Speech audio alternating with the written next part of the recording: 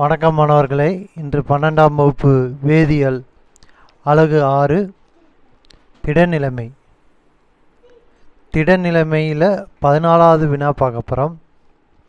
பொதுவித்திறனை கணக்கிடுதல். பொதுவித்திறன்கிறது இப்போ பாடி சென்டர் கியூப்பை நம்ம முதல் ட்ரா பண்ணுவோம். அதாவது ஒரு அளவு கூட இருக்குது. இந்த அளவு கூட நம்ம வரைவோம். சரியா? அளவு கூட எப்படி வரையணும்னா, அளவு கூடு எப்படி வரையணும்னா, இப்போ நம்ம இதில் மையத்தில் புள்ளி வைங்க.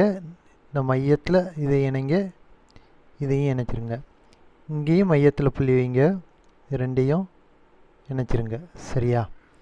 இப்போ இதோட அளவு என்னன்னு பார்த்தீங்கன்னா ஏ, இதையோட அளவு ஏ. சரியா? இதோட அளவும் என்னது ஏ தான். சரி, இப்போ ஊடால ஒரு பாடி சென்டரில் ஒரு ரவுண்டு போட்டுக்கோங்க. நல்லா நீங்கள் காயின் வச்சு போட்டால் நீட்டாக வரும். சரியா? சரி, இப்போது நம்ம இந்த அடிப்பக்கத்தை காட்டணும். அதனால் இந்த இடத்துல ஒரு சென்டரில் ஒரு புள்ளி வைங்க. சென்டர் இல்லைன்னா ஓரமாக கொஞ்சம் தள்ளி கூட வச்சுக்கலாம். இதை இணைச்சிருங்க, இதை இணைச்சிருங்க. இந்த அடிப்பக்கம் தெரியுதா? அதை ஏ பி சி டின்னு நோட் பண்ணிக்கோங்க. சரியா? அதே மாதிரி இந்த இடத்துல இதுலேயும் கொஞ்சம் ஓரமாக புள்ளி வச்சுக்கோங்க தள்ளி. சரியா? இது ஏபிசிடி, இது இஎஃப் ஜி கட்சின்னு வச்சுக்கோங்க. சரியா? இப்போது இந்த கோடை, இந்த புள்ளியை இதோட இணைச்சிடலாம். சரியா? இந்த புள்ளியை இதோட இணைச்சிடலாம். அவ்வளோதான். சரியா? இப்போது இந்த கோடு, இந்த மையத்தை தொடுதாப்பில் இந்த சின்ன கோலத்தை நம்ம வரையணும். அதே மாதிரி இதுக்கு ஈக்குவலாக இந்த மையத்தை தொடுதாப்பில் ஒரு கோலம். சரியா? இதே மாதிரி மொத்தம் 6 பக்கம் இருக்கா, அந்த 6 பக்கத்துலேயும் நீங்கள் போட்டுருங்க. சரியா? இதில் இருக்கா, இதுலேயும் தொடுதாப்பில் போட்டுருங்க, இதுலேயும் நம்ம தொடுதாப்பில் போட்டுடலாம்.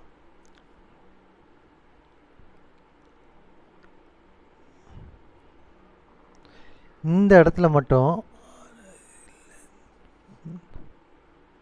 ஒரு கோலத்தை போட்டுருங்க. சரியா? புக்கில் நல்லா தெரியும். நம்ம கொஞ்சம் ஷார்ட்டாக போடுதோம், குறைச்சி போடுவோம், கொஞ்சம் அதிகமாகவே போடலாம். சரியா? இப்போ இதுலேருந்து, அதாவது ஏஜிக்கு ஒரு கோடு மையம் வரைங்க. சரியா? கோலம் வரைங்க. இது 6, இது 2 6, இது 6. சரியா? மொத்தம் 4 6 இருக்குது. இதோட 6 தான் நம்ம கண்டுபிடிக்கணும். எப்படி கண்டுபிடிக்கணும்னு பார்த்தீங்கன்னா, முதல் ஏசியை நம்ம கண்டுபிடிக்கணும். இந்த முக்கோணத்தை இதை கண்டுபிடிச்சிக்கோங்க. இது ஒரு முக்கோணம். இப்போது முக்கோணம் ஏ. சரியா? ஏசிஜி தான் நமக்கு தேவை. சரியா? முதல் நம்ம ஏபிசியை நம்ம கண்டுபிடிச்சிருவோம். ஏபிசி, முதல் ஏபிசியை, முக்கோணம் ஏபிசியை கண்டுபிடிங்க. முக்கோணம் ஏபிசி கண்டுபிடிக்கணும்னா, இப்போ இது கர்ணங்கிறது பித்தகரஸ் தேற்றப்படி கர்ணத்தின் வர்க்கம் அடிப்பக்கம், அதாவது ஏபி ஸ்கொயருக்கு சமம். ஏபி ஸ்கொயர் ப்ளஸ்ஸு பிசி ஸ்கொயருக்கு சமம். சரியா? இப்போ ஏபி ஸ்கொயர் பிசி ஸ்கொயர் ரெண்டுமே ஏ தான், அதோட மதிப்பு ஏ தான்.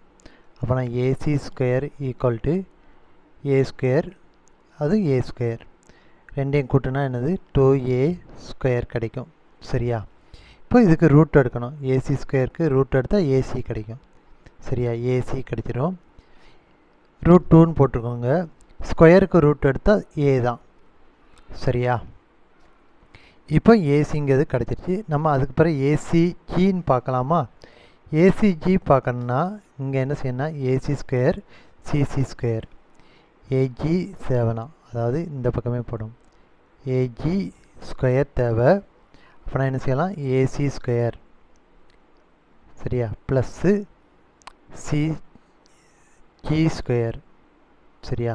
ப்ராக்கெட்னா போட்டுக்கோங்க. சரியா? சரி, இப்போ ஏஜி ஸ்கொயர் தேவை.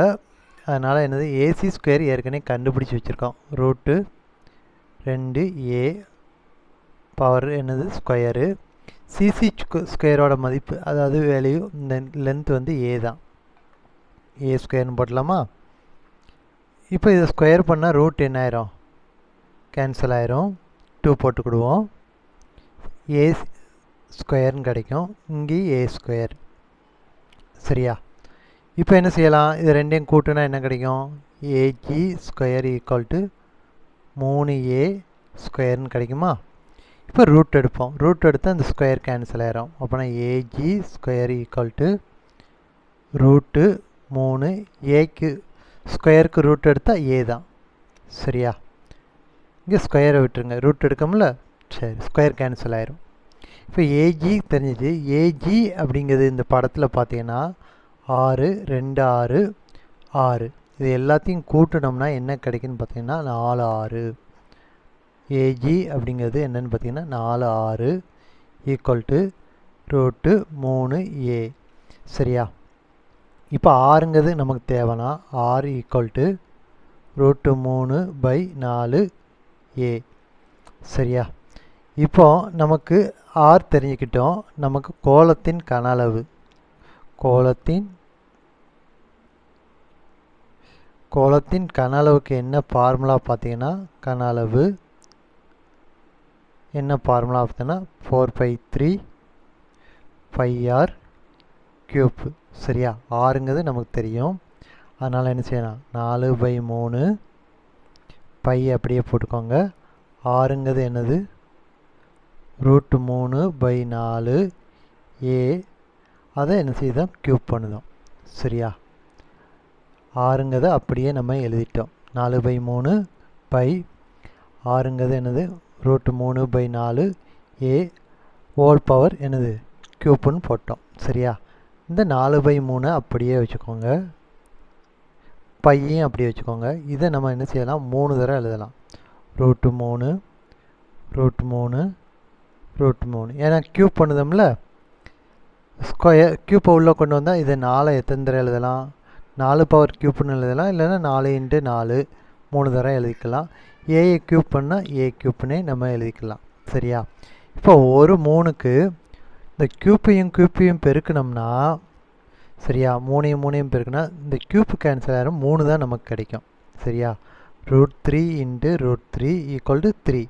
சரியா, அப்போனா 2 ரூட் 3க்கு ஒரு 3 கேன்சல் பண்ணிடலாமா. சரியா, இப்போ என்ன இருக்குது, ஒரு நாளுக்கு இந்த ஒரு நாள் கேன்சல், மீது என்ன இருக்குதுன்னு பாருங்கள். பை இருக்குது, ரூட் 3 இருக்குது, கீழே என்ன இருக்குது 16, 4 × 4 16, அதை போட்டுலாம். அடுத்து ஏ கியூப். சரியா, இதை அப்படியே போட்டுருவோம். இது கோளத்தின் கன அளவு. நமக்கு இங்கே எத்தனை கோளங்கள் இருக்குதுன்னு பார்த்தீங்கன்னா, இந்த இடத்துல இப்படி போட்டிருக்கோம்ல, இது வந்து 1/8 கோளம், இது வந்து உள்ளே இருக்குது 1. சரியா, ஒரே ஒரு கோளம் தான் இந்த ரவுண்டு இருக்குது. மொத்தம் 8 இடத்துல இருக்கிறதுனால 8/8 1 தான். அப்போனா 1 + 1 என்ன கிடைக்கும், 2 கோளங்கள் உள்ளே இருக்குது. ஒரு அளவுக்கூட்டில் எத்தனை கோளம் இருக்குது, இந்த அளவுக்கூட்டில் 2 கோளங்கள் இருக்குது. இப்போ கோளத்தின் நம்ம கன அளவு நம்ம பார்த்துருக்கோம்.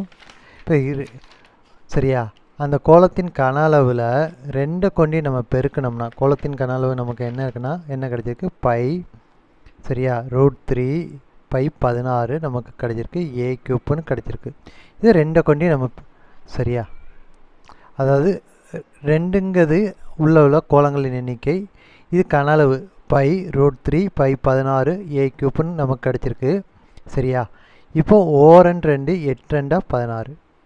இப்போ என்ன கிடைக்கும், கோளத்தின் கன அளவு பை ரூட் 3 பை 8 பை ஏ கியூப்னு கிடைச்சிருக்கு. சரியா, இதான் உள்ள கோளங்கள், 2 கோளங்கள் இருக்குது, 2 கோளங்களின் கன அளவு கிடைச்சிருக்கு. சரியா, இப்போ நமக்கு பொதிவு திறனை நம்ம கண்டுபிடிக்கணும்.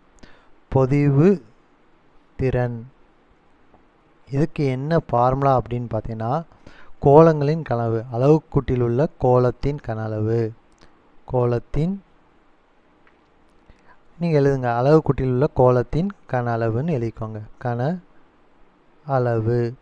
சரியா, அடுத்து வந்து பார்த்தீங்கன்னா அலகு கூட்டின் கன அளவு, அலகு கூட்டின் கன அளவு. இன்டு 100 பொதுத்திறன் கண்டுபிடிக்கோம்ல, சரியா? அது எத்தனை % அப்படிங்கிறதுக்கு 100ன்னு போட்டுக்கணும். கோளத்தின் கன அளவு இந்த கொடுத்துருக்கோம், இதுதான் பை போட்டுக்கோங்க. Into √3/8 a³ எழுதிடலாமா?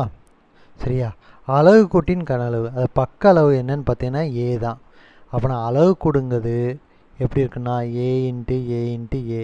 அப்போனா என்ன கிடைக்கும்? a³ கிடைக்குமா? 3 பக்கங்களையும் பெருக்கினா தான் நமக்கு கன அளவு கிடைக்கும். இப்போ a³ a³ கேன்சல் ஆயிரும். இங்கே என்ன இருக்குது? 100 இருக்குது. சரியா?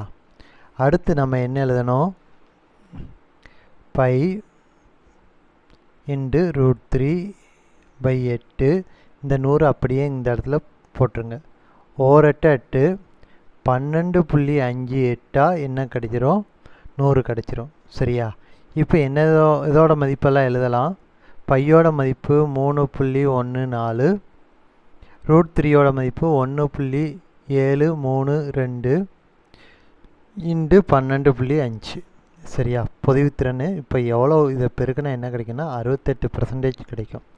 அதாவது கோளம் ஒரு அளவுக்கூட்டில் 2 கோளங்கள் இருக்குது. அந்த 2 கோளங்களும் எவ்வளோ இடத்த பிடிச்சி வைக்கிடுது? 68% பிடிச்சி வச்சுக்கிடுது. அப்புறம் எம்டியாக உள்ள சதவீதம் எவ்வளோன்னு பார்த்தீங்கன்னா 32% எதுவுமே இல்லை அளவுக்கூட்டில். சரியா? 68% கோளங்களில் 2 கோளங்களும் அந்த இடத்த பிடிச்சி வச்சுக்கிடுது.